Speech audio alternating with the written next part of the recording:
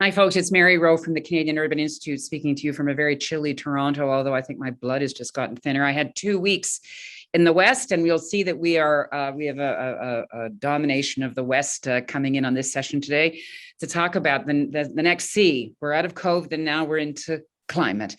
And I just had 2 weeks immersed in that environment and so appreciative of the leadership that particularly British Columbia has been taking for many, many years about raising the flag about climate and the climate risks. And so we're appreciative of the leadership that they've taken and that some of these folks are going to speak of. And then holding down the fort, we have someone from Ontario, Shalaka, thank you for coming on, so that we make sure that we're not just having a conversation amongst Westerners, but we've got some other voices coming in. As I said, I happen to be in Toronto today where it's chilly. This is the traditional territory of many First Nations, including the Mississaugas of the Credit, the Anishinaabe, the Chippewa, the Haudenosaunee, and the Wendat peoples, and it's home to, as we know, many diverse First Nations, Inuit and Métis. 2 treaties here, the Mississaugas of the Credit and the Williams Treaty. We are at the CUI coming to terms moment by moment of all the ways in which urbanism has been historically exclusionary, and what the real implications are of truth and reconciliation for us. And again, I just want to acknowledge that our colleagues on the West have been on the forefront of this conversation around reconciliation, and also its implications its connections to climate for many, many years. And we need the rest of the country to continue to learn from you folks. The other thing is, we also are confronted, I think, by the extent to which urbanistic practices have been anti-racist, or have been racist rather, and have been anti-Black, and need to become much, much more confronting of our own biases and our own ways in which these have reinforced exclusion. And so all of these things are a part of the challenge for any city builder moving in this space now, is that we have to just work in a very different way than we have historically worked. So I appreciate people coming on this call today to talk about the other C, climate. And a number of these folks are heading off to Glasgow. I can see from Shauna's backdrop, it looks to me like she's still at home in Vancouver.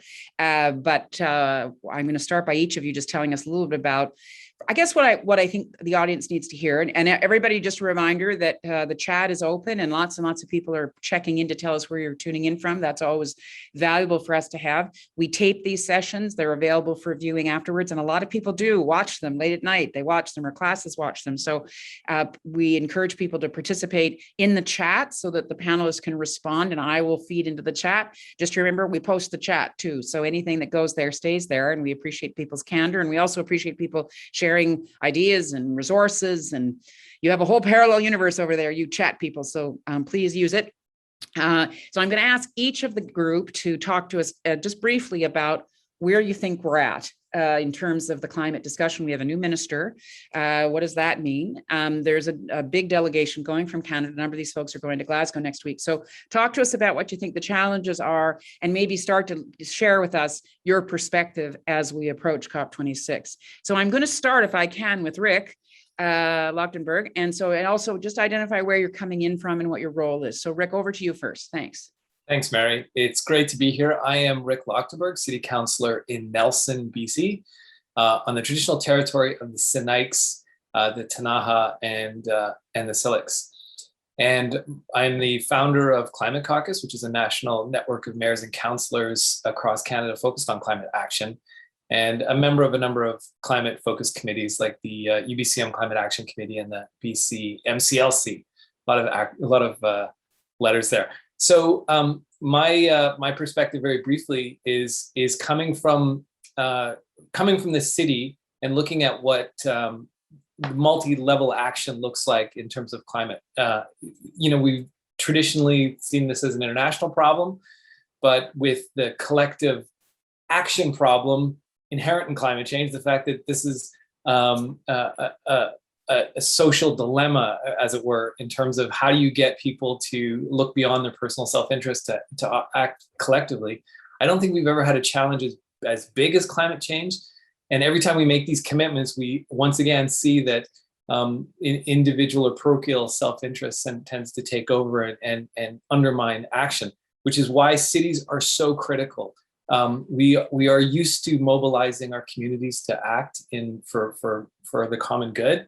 and we've got a proven track record. And I think that if we're going to meet our targets, it's going to be because cities have stepped up and led the way. Yeah, I want to come back to that, of course, because as you say, this has been a discussion that many people, I think, have thought it was distant from them. It was something that they didn't have much agency over. And so obviously that's part of why we're having you here and why we think it's important for the urban audience to start to come to terms with, well, what can you actually do? So I'm going to go to you next, Javeria, and just tell us a little bit about you and your perspective and what your priorities are as we head into this momentous couple of weeks that are ahead internationally. Yeah, thank you, Mary, and thanks for having me. Building on what Rick was saying, I mean, I guess Mark Carney made it famous with the terminology, the tragedy of the horizon, right? So these things were out on the horizon, we were discounting them, some of us were not. But the reality is that horizons come up to meet us, right? So the impacts of climate have happened a lot faster than anyone has predicted. Canada is warming twice as fast as the rest of the world. So I think we are at a critical point. I've heard lots of people say, you know, if Paris was about commitments, Glasgow is about action. We need to take action. The window is closing. The IEA has said that we have just a few months. I mean, this year we were supposed to have no more oil and gas investments. So we've got a few months. We're seeing lots of pension funds commit to fossil fuel free. So that's amazing. My perspective is, I think, you know, climate and economy are two sides of the same coin. You can't address climate without changing pretty much fundamentally our economy. And to change the economy, I think we need better tools to make decisions. So we need to understand more currencies than just dollars and cents. We need to understand carbon as a currency, social equity as a currency, ecosystem services and natural capital. These are all currencies we have failed to sort of incorporate. And there's so many great women economists doing great stuff in this space with Kate Rayworth and Mariana Mazzucato, heroes of mine. So I focus on the economy side. I worked with the city of Vancouver for 10 years, figuring out how we can grow a more green, resilient economy. What should we be measuring? What does that look like? And I was privileged to learn a lot from that experience. And then as of last year, I worked with an organization called Canada Climate Law Initiative out of UBC. And we work with directors across the country to help them understand climate change and climate risk, because they're going to set that culture, that value system from the top of organizations. So if they don't get it, nobody's going to get it. So we offer free education for directors across Canada. Wow, you just threw out a whole bunch of things that I want to come back to, all the currency discussion and the call out to Kate and Mariana Mazzucato. I was on a thing yesterday for World City, that big, huge thing that's been going on for 3 days. And I had Dan Hill on, and who's in Sweden, and he was talking about designing the 1 minute city. And of course, his muse is Mariana Mazzucato, but he also had Brian Eno in the mix about who'd also given him input on these things. So these conversations are happening on a bunch of different scales and a bunch of different domains. So we'll come back and follow up with some of those specifics that you came to. Sean, I'm leaving you for last. So I'm going to go to Shalaka now, who is, as I say, holding up the Ontario end. And let's hear your perspective if we can. And also, just for everybody listening, everybody's bio is in the chat, so you don't get long introductions here. And I encourage people to use the chat to ask questions once you hear the introductions. Go ahead, Shalaka, over to you. Yeah, thanks, Mary. I'll actually just do a quick correction there. I'm joining from Treaty 1 territory, so the Métis homeland, and that's because I'm in grad school, so I'm based out of Winnipeg right now. Soon to be that's back good. I actually didn't know you were in Winnipeg. That's great. Even better. Yeah, even better. Even better. Yeah. I'll hold down the Ontario perspective. Not that there is one. We're happy to have you from Treaty 1. That's great. Yeah, thanks. Yeah, I think something that's really interesting to me going into COP, and this will be my first COP, is the conversation around the interconnectedness of the climate crisis. You know, until Canadian cities acknowledge that interconnectedness, we're not really equipped to change much at all. You know, climate justice is racial justice, is housing justice, and land justice. And I do feel like right now, where cities are, you know, declaring these incredible climate emergencies, they're actually failing twofold by failing to bring in climate justice into all those decision-making processes, but also seeing all these interconnected issues or failing to see these issues as areas of action on the road to climate justice. And so my work with Youth Climate Lab is around design work for young people across Canada and globally. And something that I'm really observing in the shift of conversation and that I think cities need to pay more attention to is the emergent labor issues that we're also colliding with and against with the climate crisis. You know, labor is a deeply unaddressed area of action within this space and particularly in the Canadian context. And there's fantastic, you know, folks doing that work, but I think continuing to mainstream that conversation is really key to fill those gaps, especially, you know, when we talk about economic development in city contexts, we need to do it so in a model that centers labor and enables those entry points for folks who maybe aren't seeing themselves as part of the climate conversation quite yet. Wow, that's important too. Okay. Gee, Shauna, your co-panelists are giving you a whole bunch of things that you can touch on, but you can talk for yourself initially. Let's hear about the leadership that you're providing at the WASC Center. And also, I know you're heading to Glasgow and that you have quite a delegation of folks that are going with you. So over to you, Shauna, and you've been in this field for some time. So we're interested in your perspective. Go for it. In the field for some time, but absolutely brilliant panelists. I'm sitting here spinning in several different directions as I'm listening. Yeah. So the Center for Dialogue has really been focused on looking at the coordination and collaboration among cities. And I want to talk to all of the mayors, councillors, city staff out there in the Canadian or the Canadian Urban Institute world and just say that you know what this is. You know where you're at on this situation. You might be dealing with it in storm drains, but really, and I think Shalak has named it, the integration of all of the issues that you have to address right now is so critical on climate, whether you're dealing with how to save seniors' lives in a heat dome, how to preserve your town, as we've seen litten through a wildfire. We're one of the most vulnerable cities in Vancouver, which is where I am in the traditional territories of the Musqueam, Squamish, and Tsleil-Waututh, and 10th most vulnerable city in the world on sea level rise. There are so many things that are on the plates of our cities that they never had to deal with in the same level. And so COP is extremely important right now, in a sense, as a pivot point, not just talking about climate, but renegotiating the relationship of cities to other levels of government, to other industry associations.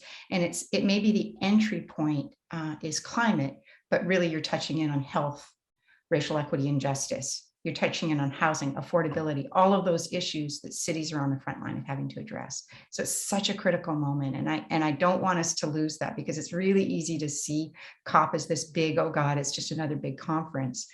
And maybe it is to some extent for some, but this is a transformational moment for cities.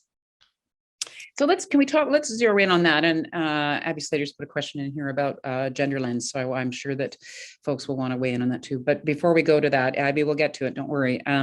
Shauna, the COP stands for the Conference of the Parties, right? And municipalities are not considered a party, correct? They are not considered a party. And in fact, one of the big things that's happening at Glasgow is that each country comes to the table with their nationally determined contributions. That's the commitment they're making to the international world community about what we're going to do. Cities are not even recognized in Canada as nationally determined contributions. Right. So this notion of cities having a perspective, and yet the innovation, the action, the real effort going in to address climate is coming at that urban level. It's coming at the city level. Mm-hmm. So much of any reductions we've seen, I think cities could take a lot of credit for it in Canada. Mm-hmm. And so this has to change. And I think that there is a willingness to change that. We're seeing cities are part of the Canadian delegation. We're seeing more cities take this seriously. We're doing daily briefings for cities and local government with government, so that it's really clear the role that cities are playing and that they're part of the COP. There are many different processes. So can you, guys, gals, folks, why don't you open your mics? Because it's just us, it's not that big a group. And I'm not worried that unless some of you has a mewling cat in the background, I just think it's easier if the mics are all open and then you can jump into the conversation at any point. So feel free to do that so you don't have to unmute yourself, unless if it interferes, we'll do it differently. A couple of things on this. The idea that when you say cities, Shauna, I think you mean municipal governments. Do you? Yes. Local governments, big, small. Yeah, yes. yeah. town governments. I mean, we've got some folks here, somebody's coming in from Bayfield. So we've got small communities here, and then we have larger cities. But that piece is that we're talking about municipal government. And then Rick, you started by saying, I think this is part of the dilemma, is that the impacts of climate change are felt in municipal government. They have to deal with the stormwater and the flooding and the bomb, whatever it was called, the heat bomb, and the sudden weather changes. So it costs municipal governments money. It also has all sorts of public health implications, which in some parts of the country is funded by municipal government. But I also think at the same time, are we saying that there are actions that local governments can take to actually affect change? So it's both impact and change. Have I got it right, Shalaka? Is it both? Yeah, this is really interesting, hey, because I think working in the youth space and particularly the intersection of youth and climate work, we're really used to being on the short end of the stick in terms of funding, you know, and a lot of times it's because funding is addressed towards infrastructure work, right? And we really need to shift that narrative that infrastructure work doesn't include capacity building opportunities, right? It's so fundamentally important to fund and support the people power needed to meaningfully address climate change, especially people who remain underfunded, including racialized youth with disabilities, and you know, across the spectrum of identities. You know, we were recently looking at placemaking grants with cities, and a lot of them are asking for infrastructure, you know, impacts, and why aren't we seeing community work as infrastructure building work itself, right? And it brings to question the challenges that we need and our questions we have to pose around revamping the very colonial metrics of evaluation themselves in context of climate and cities. You know, a lot of us youth-led orgs are leading on these fronts, you know, asking funders for more ambitious evaluation as well. But we do risk it at you know, making the same sort of impact on paper as maybe organizations are asking for. I'm interested in your notion of people power, people as infrastructure. I like this language that you're using. And you raised labor and said we're not really looking carefully at labor. Sometimes I feel that we sort of do a little sort of side reference to, there's the green economy, but you're actually saying something deeper than that, right? You're actually zeroing in on what are the implications to workforce development. Am I right? Do you want to expand on that a bit more? No, that's exactly right. Like in terms of framing the conversation as green economy, we're still, you know, in that framework or in that sort of set of words put together in that order, it's still not quite prioritizing, you know, labor rights, right? In terms of precarity and all these, you know, things that support us and hold us up in order to do the things that we want to do. I'm really curious about how other folks are sort of engaging with these conversations of labor too, because in the youth space, it's very much, you know, we joke, it's full of dread and it's hard out here, but I'm curious, you know, with other folks, because I want this to sort of have this intergenerational space for conversation. You know, how are you sort of upholding that kind of conversation for young people or people in your workforces as well? And I'm wondering if Javaria could come in, because she's the economist saying, I'm thinking about the money, honey. And so where is the money piece on this? Because you mentioned, you know, these economists, both whom happen to be women, interestingly, but they are starting to say we're counting the wrong things. And sometimes it can get a little overwhelming, you know, because the GDP every time we have a disaster and there's a whole bunch of infrastructure investment to fix it, the GDP rises. I was in New Orleans during this and watched this, that the GDP in Louisiana rose when the place was devastated. So how can we merge these conversations, Javaria? Can we? Yeah, I mean, it's such a complex issue, and I absolutely appreciate even Greta Thunberg, you know, in her last speech was like net zero, blah, blah, blah, green economy, blah, blah, blah. So I mean, I appreciate that frustration with slowness and maybe not having labor at the table, perhaps with those conversations. I think those cities are just this great incubator of ideas, right? And so, you know, going back to green economy in Vancouver, it was part of the Green City Action Plan, which was over 10 years. And so many outcomes came out of that. We were incubating these ideas. We looked at building codes at the city level, right? And now new buildings pollute 70% less carbon. But alongside that, we looked at those building codes and it was shifting demand towards, you know, heat pumps and high performance windows and all this technology and solutions. And then we mapped that further, and that led to, you know, thousands of jobs in Metro Vancouver, in manufacturing, in, you know, industries that create IP locally. So I think we incubate these ideas. I was so excited last year. I think it was the federal budget when you looked at it. And I was like, oh my God, it looks like the Greener City Action Plan at a federal scale, because now we're saying, let's do retrofits, let's invest in electric vehicles. But I appreciate that distinction, like that's going into infrastructure. I have a heat pump, hot water heater right here, but someone came and installed it. Now they're gone, right? I don't think it was made here. But if you look at other jurisdictions in the Nordic countries, for instance, they didn't just do that. They came to, I'm in a townhouse complex coming from traditional territories of Squamish and Squamish Nation. And if we did the whole townhouse complex, that would have made a difference. We get so much sun, we could have put solar panels on the roof. And so we need to not just do these like, you know, single interventions. We absolutely need to do it at scale. You know that our friends at ICLEI, who I'm sure are going to COP26 with you, Shauna and gang, who's going? How many of you are going to Glasgow? You're all going. Fantastic, fantastic. And we're going to talk with you, I hope, while you're there. But I know the ICLEI gals, who happen to be women, Megan and Eva, talk about multi-solving. They have this phrase, multi-solving, which I so appreciate, that you don't ever make an investment only for one purpose. And it's interesting to go to you, Rick, in terms of what could happen locally. What Javaria just suggested could be done locally. Like you could have, couldn't you have municipal regulations that had that more integrated circular economy approach, and we don't have to wait for the federal government or the provincial government to give us permission? Don't you have wiggle room? Where, I mean, I don't know, I can see Javaria saying, well, not so much, but I want to hear from Rick. What can he do as a council member, and what can his municipality do? Well, there's so much that I want to touch on, but specifically on that first, yes, the cities can do a lot, but we are obviously limited by, you know, being subsumed under the provincial. We get a very limited provincial mandate, but within that, there is quite a bit we can do, and I think recognizing cities as the sort of the hubs of innovation is really important.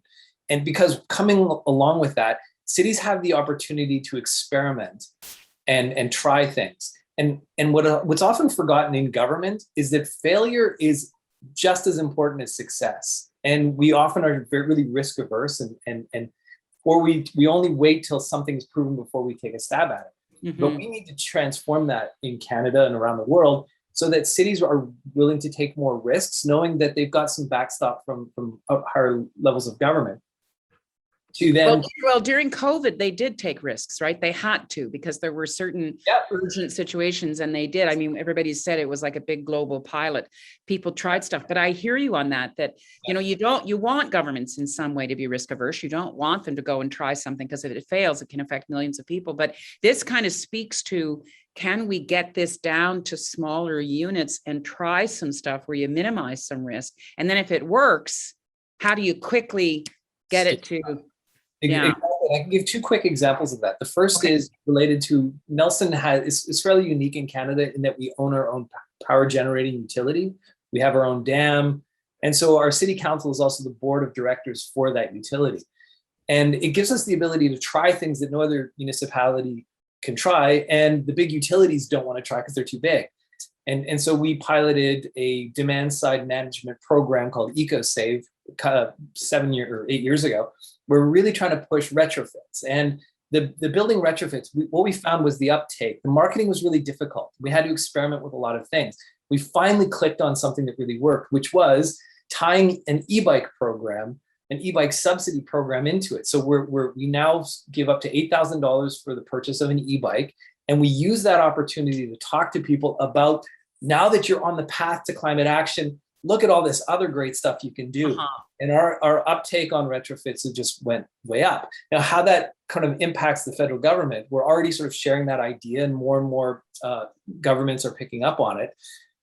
But we also found that in terms of our consultation with the federal government on their Greener Homes program, which is the national retrofit program, they came into it without a lot of experience, and they did sort of source some ideas. but we've been doing it. And we gave them feedback throughout the process and even challenged them on something fundamental that comes back to the economy, which is you can't just throw money at the problem. There's not enough contractors to do the work. There are not enough heat pumps out there. And what we saw pretty quickly was a really rise in price or just a complete collapse in demand, which then undermined people's confidence in climate action in general. And so cities are really important in terms of operationalizing these big ideas that are coming from the federal level. And otherwise, I guess you get these sort of localized inflation or maybe broad scale inflation as money is just being thrown at transition. And Shalaka, I want to come back to, not now, but come back to the youth part of it, because that's something else that I think is really an essential piece. But I'll just leave it at that for now. So let's go to Shauna. Can I come in? Shauna. I want to just, what Rick is saying is gold. Like, you have just got a master's class in how to take this concept of climate and really address it in a co-benefit in a community. I happen to be from Nelson originally, so I have a certain soft spot for Nelson. But the thing that Rick's talking about is we can have all the pledges, we can all the aspirations we want. It's at that level of how do you put this and implement it? How do you trial? How do you innovate? Jayavara and the work that the Vancouver Economic Commission did and the work has been some of the most brilliant. Look at what cities are doing in trialing, really trying. And labor's really in there, Shalaka, because if you're looking at where the innovation's coming from, it's in terms of Indigenous power, who's leading on some of the renewable energy developments in this country. Look at Indigenous communities. Who's leading on building the social understanding of these issues? It's young people. It's not that they are the future, they are the now. Like, this is such a comprehensive need that we have, and the leadership is coming from places it doesn't traditionally come from. So we have a federal government. Or we could say it's always come from, but we haven't had the collaborative infrastructure in place to learn more quickly. Right? That's the piece. And that's what's happening that's new. You're seeing groups like Canadian Urban Institute, you're seeing other groups come in and really push a collaborative mindset. Let's say, okay, we're each taking a piece of the puzzle here. We've got to learn from each other. We've got to think, we've got to create the space for innovation. We don't all have the answers to this, but let's look at what we are each bringing to this conversation. And that's what feels different right now in this moment in time. I went to Copenhagen. Let me tell you, it was really hard sitting next to the press corps, hearing about, what happened to Canada. And then I was there in Paris when I saw Minister McKenna step in after a 10-year absence of Canada. Canada used to win the Fossil of the Year award. And then we stepped into a role that we knew how to do traditionally, which was to convene, to create a space. This time it's different. There is something qualitatively different about this year, and that's, we all recognize it's not the time to talk about the doom and gloom. It's the time to really talk about the solutions in really concrete terms of how to get to net zero. And those solutions reside, when I look at this panel, each one of the people on this panel brings incredible concepts of solutions. If I go to that chat function, I'm seeing solutions coming up there. Yeah. And this is this moment. It is a moment of, I don't know what else to call it. There is a rise here, a rise to solve. And that's what we hope Stephen Guilbeault, our new minister, we certainly know that Minister Wilkinson wants that. I do believe that those within the Prime Minister's office really want to take us to a different level. And you see it with the leadership in Quebec and BC and other provinces, a real desire to show up differently. And that's the moment we're in. Do you feel that this kind of international meeting, and it's no coincidence that, well, it is a coincidence, but it's happening as we continue to struggle with COVID around the world, and we've been through this extraordinary stress, which is probably quite closely linked to climate change in the first place, right? So do you feel that we've got up to a place where the urgency is broadly accepted, and therefore you don't have to duke it out anymore about, well, is it real, isn't it real? Do you think so that we could move to solutions? Because I feel like some people just get frustrated, like they just think, oh, there they go again, and then, do you think solutions is a way, Javara, you're nodding your head, is that Yeah, I think it's interesting. I mean, the work I do is across Canada, and all kinds of organizations, from oil and gas to construction to, very wide variety, half to pension plans. Um, and there's still a little bit of sort of light bulb moments that are being created around understanding perhaps the urgency and just sort of not seeing climate as this political issue, right? Like, I think it's a business issue. We know it's here. It has this financially material impact. It's sad that it had to start having this impact before we were able to sort of use the existing financial system to do anything about it. But I think that system has woken up, right? Like, there's the network for greening the financial system. All these central banks around the world, we saw what happened in 2008 with the financial crisis, the brink of disaster, right? People losing their jobs around the world because of a mortgage crisis in the US. It's all interconnected. Then COVID. Right. I mean, people say, oh, doesn't COVID distract people from climate? No, it finally showed people, whoa, we're so interconnected. If something big like this happens, it can all fall down. And so, central banks are waking up and saying it could all fall down. We need to know what this climate risk is, where it is, how do we price it, how do we get a handle on it? I think the risk is, in Canada, we're still sending the wrong market signals though, right? Like, we're still supporting through subsidies industries that have a lot of this climate risk. And so we're not seeing that risk. We're not able to, like, there's so much confusion around that because the industries are supported by, and I absolutely think we need to know how to do a just transition. We need that vision to show, here's the alternative. Here's how we're going to retrain. Here's how we're going to get people shifting into the economy of the future. We know those jobs exist. We know that retrofits and clean energy create actually more jobs, per $1 million revenue than some other kinds of industries. We just need that pathway. We need someone to show it and say that it's okay and we can do this. So can we talk about the pathway for a second? Then I want to come back to a question that's in the chat. Rob Ventura is asking a question. Rick, I think it's helpful for you to have a look at it. It has to do with, what do you do when you have a gap between a regional government and a local municipality, and the plans might all be there, but the budgets to implement maybe aren't, and there isn't necessarily the collaborative infrastructure in place for them to quickly do it. So I wanted you to think about that for a sec, Rick. But Javaria, when you talk about the industries, and, we did in last year, part of a program we do at COI is called COI Local, where we do deeper dives in local communities to listen to locals. And we were in both Calgary and Edmonton. And in both of those cities, there was an extraordinarily widespread understanding of what the challenges were around climate and what the economic challenges were, because Calgary had 400 empty office floors before COVID. So and we talked about how they've got tacit knowledge with all sorts of people living in those communities who've been problem solving in a particular industry for years, and how do they move their talents and skills and expertise now to this piece? And how do we get to a situation where the industry is a partner and not just demonized, which what happens, it's very short form across Canada to just completely trash the oil and gas industry, when in fact there are people in that industry who are deeply engaged in what a just transition would look like. So I'm interested, both you and Shlaka, thoughts on that, about how do we actually engage those industry sectors that have been seen as the bad actor? How do we move forward on that? You first, Javaria, and then maybe Shlaka, you might step in on that with some thoughts. Okay. Yeah, I think it's about meeting people where they are. I think you need to understand the mental models that people are working with so that you can meet them and say, sort of, let's test these assumptions and let's shift them. And that's why I think these tools for decision making are so important.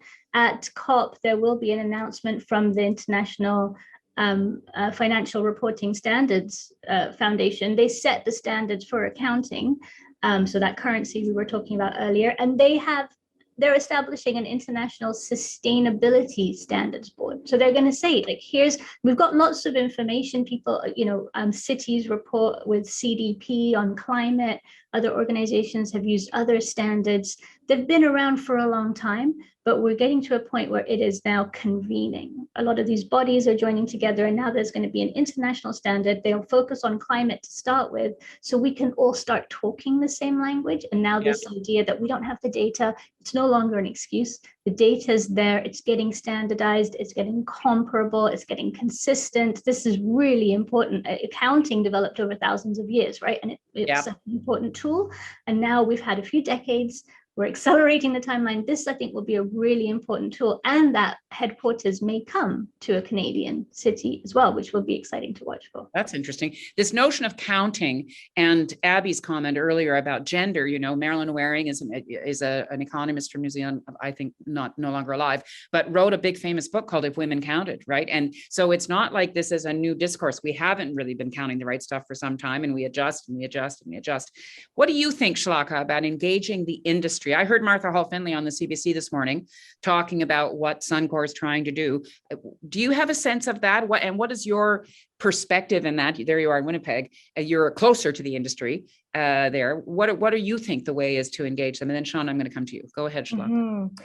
Yeah, I'm kind of glad I didn't go first on that one, because I think it helps bring us a little bit more balanced, hey, because I will admit, I think amongst the peers and the folks that we're working with, we're pretty to be frank, like we're pretty tired of waiting, right? Like hoping that we can bend so that they can come to us. And this, and you know, we almost see it in city development too, where we wait for development and we kind of bend to those needs. And I think we're pretty tired of it. I don't think a lot of young people are that keen on that approach. Of course, you know, and this is again where it ties back to labor, right? Like where if a lot of the well-paying jobs and you know, jobs that seem to have sustainability in the sense of like they can, you know, go on and sustain us in a financial way, you know, of course there's going to be some attraction there, but that's not necessarily the way that we can move forward, you know.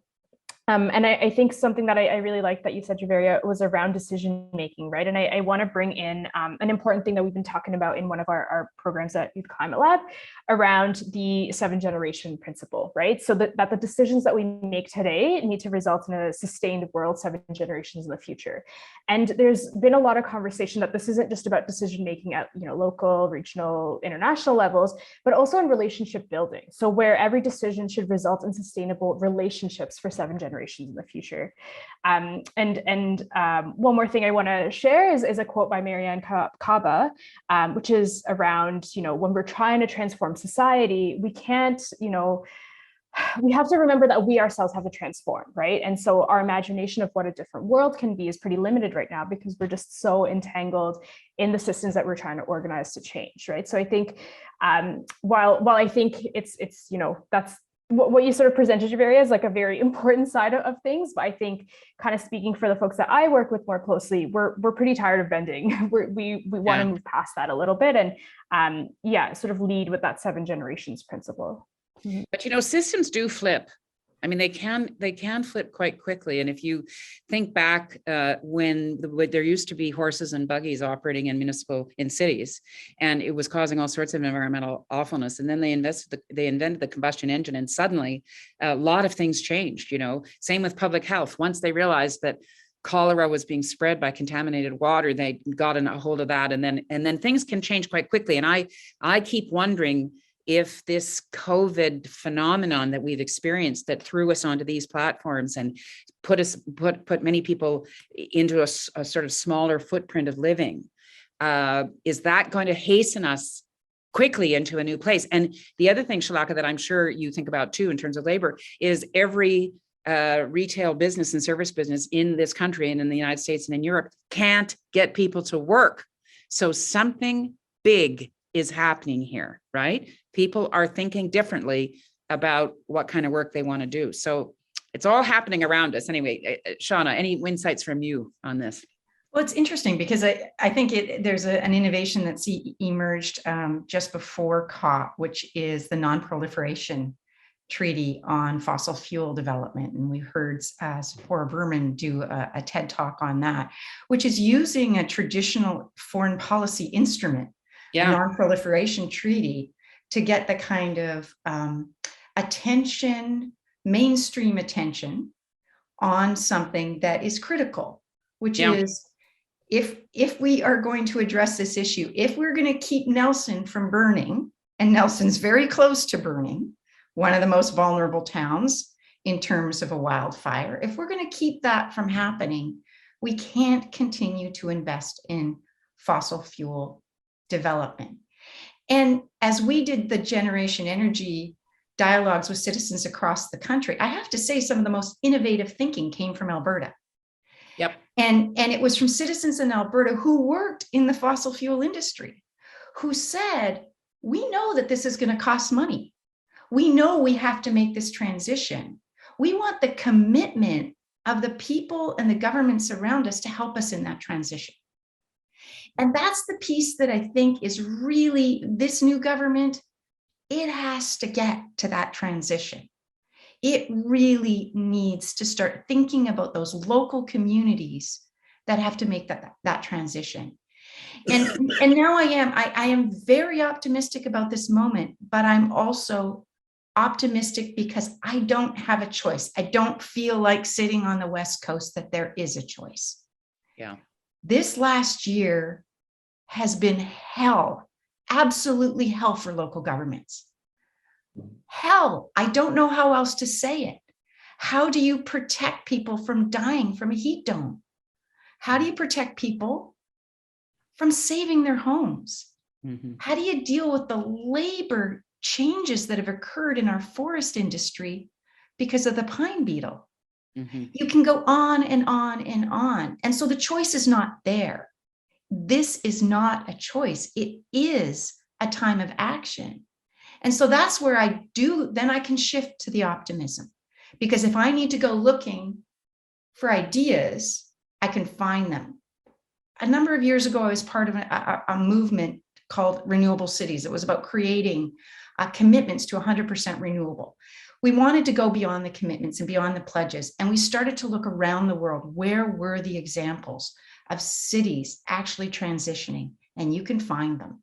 And that is what I'm really excited about doing at COP this time, is going back, finding out where's the leadership and where's it coming from, and how do we share that with local governments in Canada?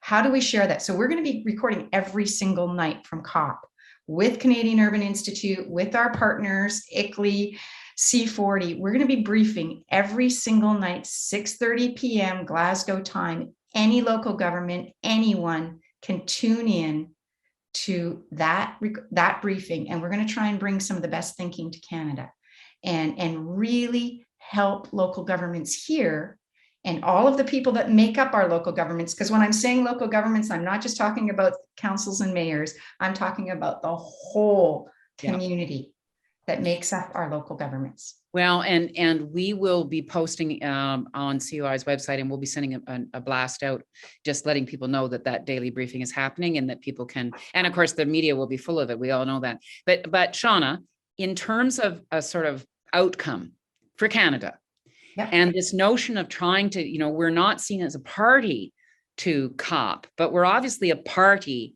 Municipal government is obviously a party to everything else in Canada. So do you have a sense of what kind of infrastructure you want to, I'm talking about collaborative infrastructure here, not roads and bridges. Have you got a sense of what you is that what you're going to be working the halls trying to see if you can make happen? Some new kind of collaborative table or something? What do you think?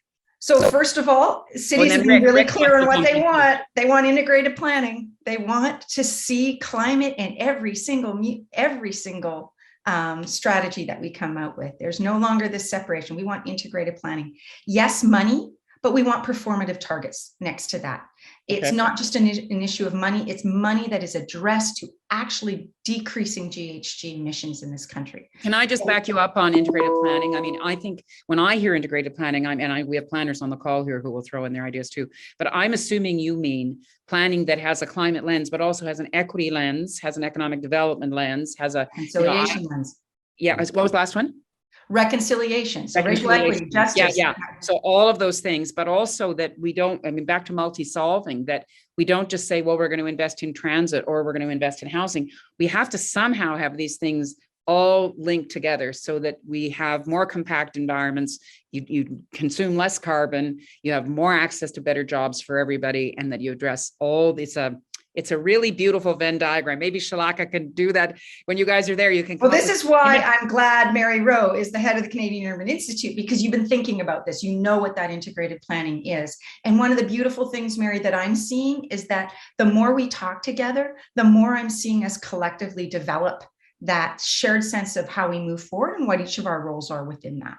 It's one of the nice things for those, we're not seeing that sort of jurisdictional competition anymore, that just everyone's got a role here. And so that integrated planning, getting through to those things. Sorry, Shalaka, I interrupted you though. You also had performative targets. That was the second performative targets. We need to see that. We need to see the infrastructure spend, those investments, to create the capacity around the electrification, the coordinated C2C electrification of our grid. We need to see that medium heavy vehicle electrification, so that we can turn see the fleet. I think that both Shalaka and Jaivara and Rick have many, many other ideas here. I could keep going, but I will. Well, it's good for me to I just think it's helpful for people to know what you're kind of aiming for. Rick, you wanted to get in. Then I'm going to come to Shalaka and then Javaria.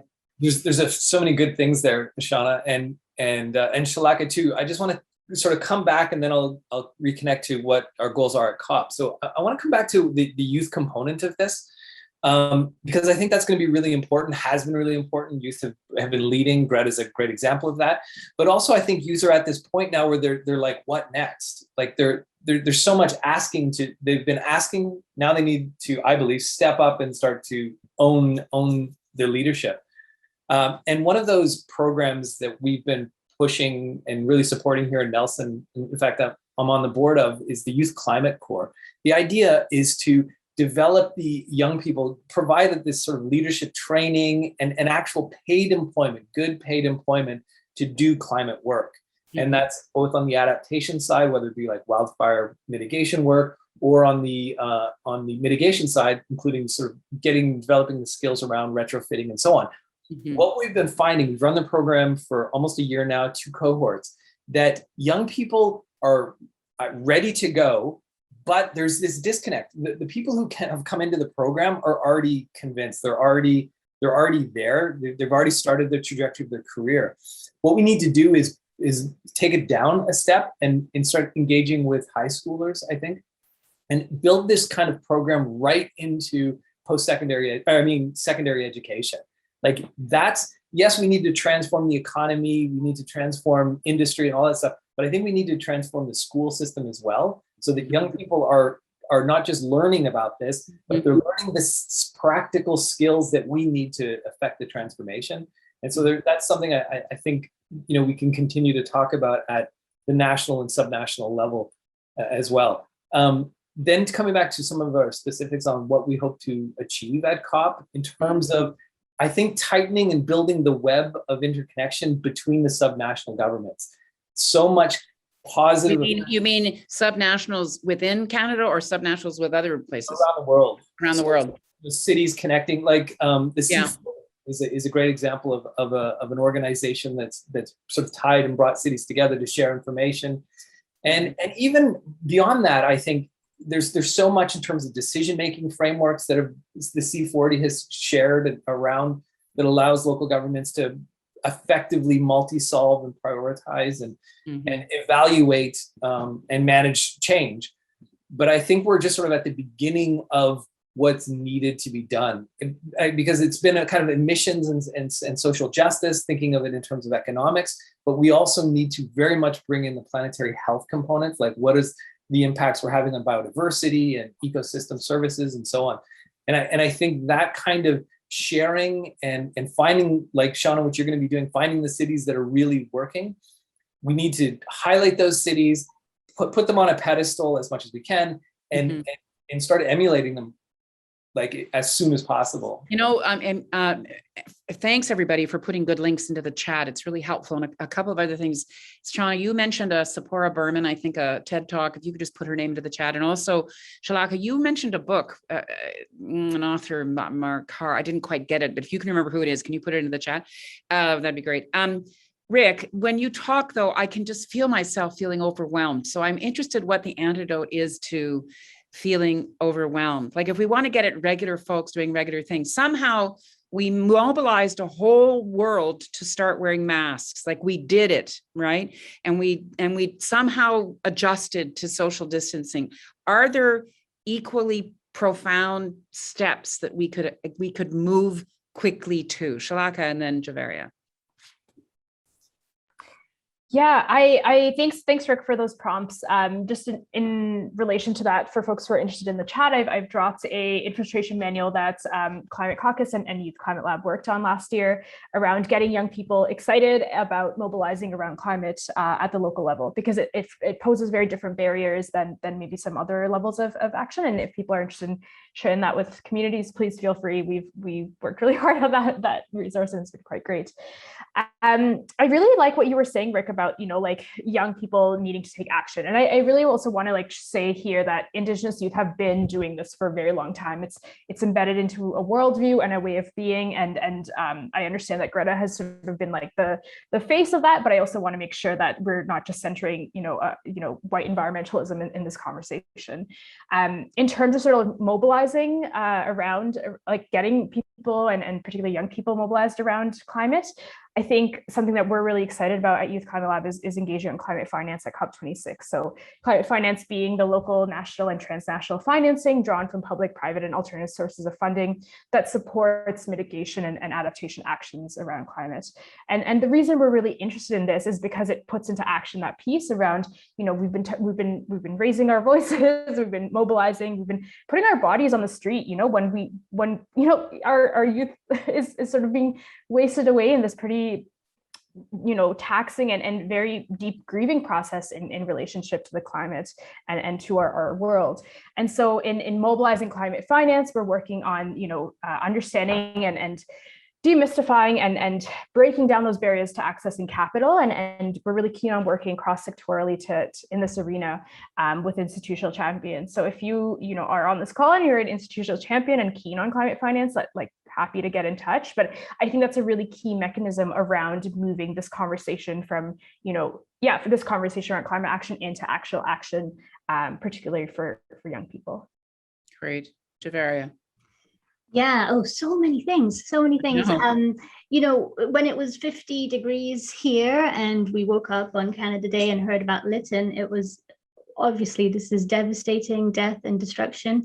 And I think, but Shalaka, you bring up a good point, right? We still have resources in this country. Our family, we went and bought an AC, but my family heritage is from Pakistan, and it was 52 degrees for, over a stretch of time. And this is a country where people are not going and buying ACs, right? And so we have to remember, I think it's something like 800 of the top cities impacted by climate are in Asia. In fact, Kiribati in the Pacific Islands have bought land in Fiji to relocate their population because they're going to be underwater. So, this is, as you said, it's the worst year all around, really. On a positive note, you were talking about change. Masks is a great example. The example I used to use was Sweden. They shifted from driving on the left to driving on the right, and they talked about it for, I think, over a decade, because it's so hard. How do you do that? Why do we do that? When they did it, it happened overnight, right? You just go to bed, wake up, driving on the other side of the road. We can do that. We should go to bed, wake up, drive on the other side of the road. And Shalaka, or maybe just not drive. Maybe not drive. Yeah, exactly. And I think, Shalaka, as you were talking about, I think, yes, we should lower the voting age. We should absolutely lower the voting age and have leadership. I don't think we should transfer all the responsibility to young people, because we need to act so quickly. We can't change all the leaders of all our organizations overnight.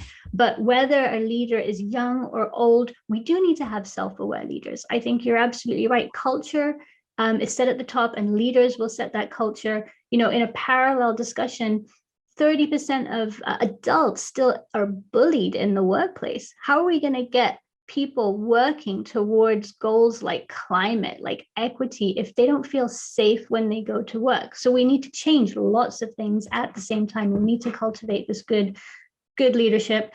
And I think you started to say, in terms of climate finance, and we can't do it cities alone, right? 3 million people move to cities every week. Around the world, 1 billion people still lack electricity access. 1 billion people still go hungry. We need private capital. We just can't do it alone. And so, yes, I agree. We need to change so many things. I still think the tools that we have available right now to us is, pricing climate risk so that we can mobilize this capital, attract it into the solutions we want. And that creates a framework, right? So the TCFD, this Mark Carney thing, Task Force for Climate-Related Financial Disclosures, has led to now the nature-based disclosures. So we can use that framework. Can we introduce social? Can we introduce everything through this framework?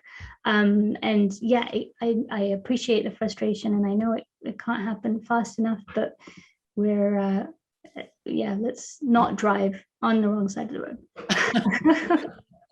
Listen, I'm conscious that you guys are really, really busy. And I know a couple of you have a session that begins in 3 minutes, another one. So I'm just going to close by saying, I feel a lot better that 4 people like you are going to Glasgow to bring the perspectives and the knowledge and the expertise and the hopefulness and the practicality that you have, both, that all of you've demonstrated here. I can tell you, for someone like me who's on the edge saying, wringing my hands, wondering what next, I just feel reassured that there is a plan and there is a collective energy amongst you folks, and then magnify that by the hundreds and hundreds and hundreds and hundreds of people that will be there. And the world will watch with great interest, and I hope growing commitment to the solutions finding that you're calling us to do, right? Fingers crossed. So we will be following you every day. Thank you for doing those briefings, and we're happy to partner and do whatever we can. Perhaps we'll see you on one of them when Shauna grabs you in the corridor and says, hey, come on and do the briefing with us, who knows?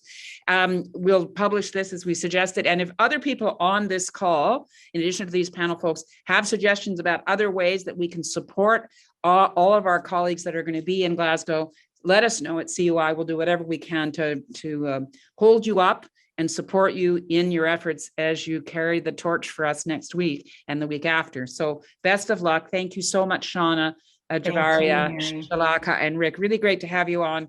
And thanks to my colleagues who worked on this session. Really great to have you. And we're going to see you again at the end. I think it's November. It'll go into the chat. It is November 18, is it? Let me just make sure I'm going to read that properly. Yes, November 18, we're having a city talk, and we're going to hear how it went. So don't feel too much pressure, gang, but you've got a couple of weeks to change the world. It's on you, and we'll look forward to hearing how it worked out.